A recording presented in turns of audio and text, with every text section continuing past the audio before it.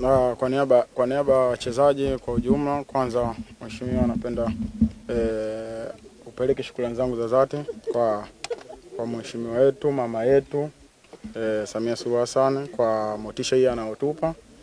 Kiukweli inatufanya sisi tunazidi kufanya vizuri na tunazidi kuiwakilisha nchi vizuri.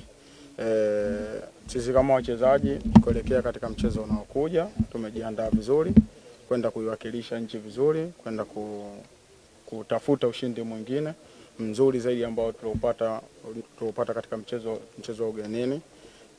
Na kwa kweli nimesikia maneno ambayo yametoka kwa mheshimiwa wetu. Sisi kama wachezaji yametuingia na tunakuahidi kwamba tunaenda kuyafanyia kazi ili kuweza kufanikisha kufika finali na kuweza kuchukua kombe hili kwa mara ya kwanza.